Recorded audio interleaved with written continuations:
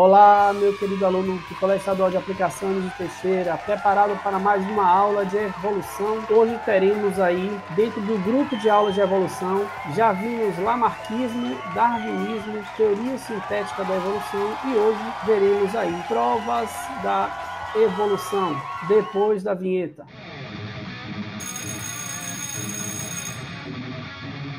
Provas da evolução são evidências que vão aí corroborar com as teorias, com as ideias evolucionistas. Então, a teoria sintética da evolução, ela é sustentada por um grande número de pesquisas e evidências científicas, que, de forma resumida, destacaremos aqui. Quais são as principais evidências científicas da evolução? São elas registros fossilíferos, ou os fósseis, semelhanças bioquímicas, semelhanças embrionárias e semelhanças anatômicas. Então vamos iniciar com registros fossilíferos, ou fósseis. Então, o que seriam esses fósseis? Então são vestígios, ossos, dentes, pegadas, marcas impressas em rochas, fezes ou estruturas petrificadas deixados por seres que viveram no passado. Os fósseis são vestígios raros encontrados geralmente em rochas ou sedimentos com formações geológicas muito antigas, mas também podem ser encontrados em ambar. Ambar você está vendo aí logo abaixo,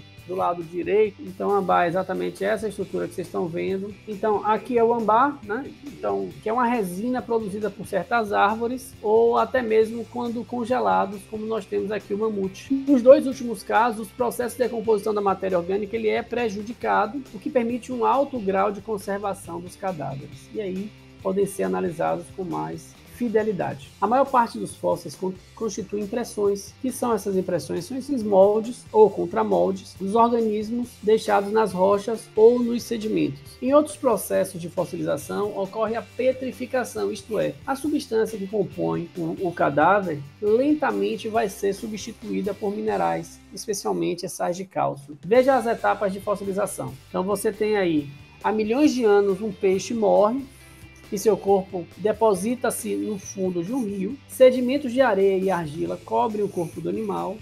A matéria orgânica que constitui o corpo do peixe se decompõe, mas o corpo deixa sua marca no sedimento.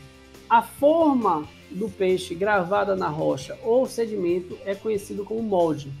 Se o espaço vazio do corpo do animal for preenchido por material inorgânico, teremos o contramolde. Então, aí mostrando, né, como fica a foto aí do molde numa foto real. Outra prova da evolução são as semelhanças bioquímicas. As semelhanças bioquímicas existem entre as espécies e servem de parâmetro para estabelecer um grau de parentesco evolutivo entre elas. As proteínas, formadas por aminoácidos, e o DNA, formado por nucleotídeos, são moléculas presentes em todos os seres vivos, mas algumas diferenças nas posições e quantidade de aminoácidos e nucleotídeos, respectivamente. Por exemplo, o grau de semelhança entre o DNA do homem e do chimpanzé é de 98,4%, e o do homem com o gorila é de cerca de 97,4%. Esse elevado grau de semelhança entre as moléculas de DNA mostra que esses primatas compartilham uma ancestralidade comum. Então veja aí ao lado. Então perceba aqui a distância entre o orangotango e os seres humanos, né? Então existe uma proximidade muito maior dos chimpanzés em relação ao ser humano do que o orangotango em relação ao ser humano. Outra prova evolutiva é o chamado citocromo C, que é uma proteína encontrada praticamente em todos os seres vivos. No entanto, a sequência de aminoácidos dessa proteína pode variar de espécie para espécie. Aquelas que compartilham de sequências de aminoácidos mais parecidas têm maior parentesco evolutivo, como mostra no cladograma abaixo. Então perceba que o cladograma abaixo, você tem aí os indivíduos, né? Lampreia, rã, ave, lobo, macaco e ser humano. E vocês vão vendo aí, na tabela que está logo à esquerda, nessa tabela que está logo aqui, que nós temos aí organismo, ser humano, macaco, lobo, ave, rã e lampreia, número de aminoácidos diferentes em relação ao citocromo ser humano. Você tem lá ser humano 0, macaco 8, lobo 32, ave 45, rã 67, lampreia 125. Então veja que a lampreia, nesse caso, em relação ao grau de parentesco evolutivo, é o mais distante. ok? E o mais próximo vai ser o macaco. E o segundo mais próximo é o lobo. E o terceiro, a ave. Então esse cladograma foi montado nesse sentido. A semelhança de desenvolvimento embrionário existente entre as diferentes espécies de animais, especialmente entre os vertebrados, é considerada uma grande evidência de parentesco evolutivo e ancestralidade comum. Percebam que esses organismos eles possuem características muito próximas quando ainda no desenvolvimento embrionário. A posição da coluna vertebral, né, das estruturas dos olhos. Então essas estruturas trazem aí uma ideia do grau de parentesco evolutivo, essa ancestralidade comum. Em 1866, o anatomista alemão Ernst Haeckel lançou as teorias da recapitulação, que segundo o qual a ontologia recapitula a filogenia, ou, em outras palavras, o desenvolvimento embrionário, que é a ontologia, de um animal, repete as transformações evolutivas ancestrais.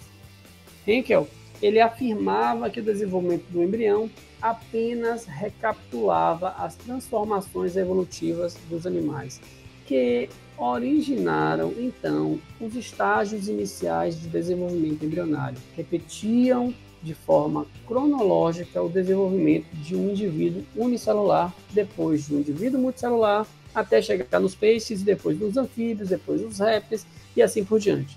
Haeckel chegou a mostrar ilustrações falsas para sustentar seus argumentos. No entanto, sabe-se que essa teoria não tem fundamento, pois, posteriormente, vários estudos mostraram que não existe correlação entre o desenvolvimento embrionário com a cronologia evolutiva. Muito embora a teoria da recapitulação não seja aceita, o grau de semelhança de desenvolvimento embrionário é considerada pelos cientistas uma forte evidência da ancestralidade comum. Um outro ponto bastante interessante são as semelhanças anatômicas existentes entre as espécies diferentes. Isso pode significar um grau, sim, de parentesco evolutivo. Os chamados órgãos homólogos são aqueles que têm a mesma origem embrionária, formados a partir do mesmo tecido, mas que podem desempenhar funções diferentes. Então, como nós temos aqui no exemplo, né? Nós temos aí um membro anterior de 4 animais. O primeiro é o braço humano, o segundo é a pata do guepardo, o terceiro é a nadadeira da baleia e o quarto, a asa do morcego. Percebam que está enumerado aqui em húmero, rádio, una, carpo, metacarpo e falanges. Essas estruturas, independente do órgão que você está analisando, que tem uma função diferente, ele vai ter a estrutura presente. Isso dá uma ideia de que provavelmente esses indivíduos têm um grau alto de parentesco, tem um ancestral comum e um alto grau de parentesco. Então perceba que o húmero do braço humano aparece também no húmero do guepardo, que aparece também na nadadeira da baleia e aparece também na asa do morcego. Essas estruturas, né, evidenciam um grau de evolução, visto que os órgãos homólogos têm mesma origem embrionária e funções semelhantes ou diferentes, ok? Então aí você tem 4 estruturas com funções totalmente diferentes. Então você tem o braço, que é prênsile, né? A pata do guepardo, que é para locomoção, a nadadeira da baleia, que é para natação, e a asa do morcego, que é para o voo. Nem sempre os órgãos ou estruturas que executam a mesma função têm as mesmas estruturas internas. É o caso dos órgãos análogos. Então, os órgãos homólogos têm a mesma origem embrionária e funções diferentes ou funções semelhantes. Já nos órgãos análogos, você tem aí a mesma função, mas a origem embrionária é diferente. Então, são aqueles que têm a mesma função e origem embrionária diferente. Nesse caso, animais que compartilham de estruturas análogas não têm necessariamente a mesma origem filogenética. Então percebam aí, se você for analisar a asa de um inseto e a asa de uma ave, elas têm mesma função. A função aí é voar.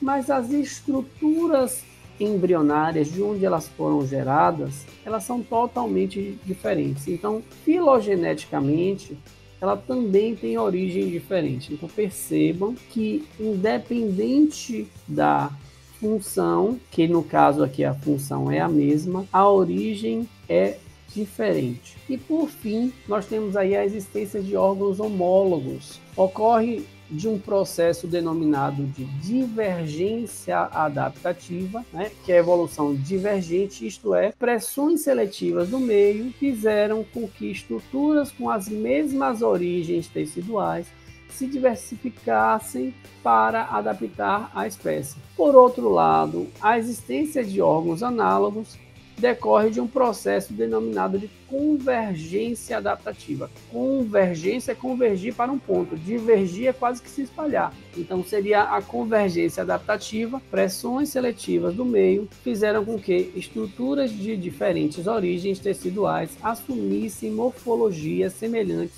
para adaptar a espécie. Então, vamos ver aqui o exemplo. O que diz o exemplo? Divergência adaptativa. Você tinha um ancestral chamado de ancestral hipotético, né? Esse ancestral comum a todos, né? Então, desse ancestral surgiram aí várias espécies com características, com pressões seletivas diferentes e que tiveram adaptações morfológicas diferentes, ok?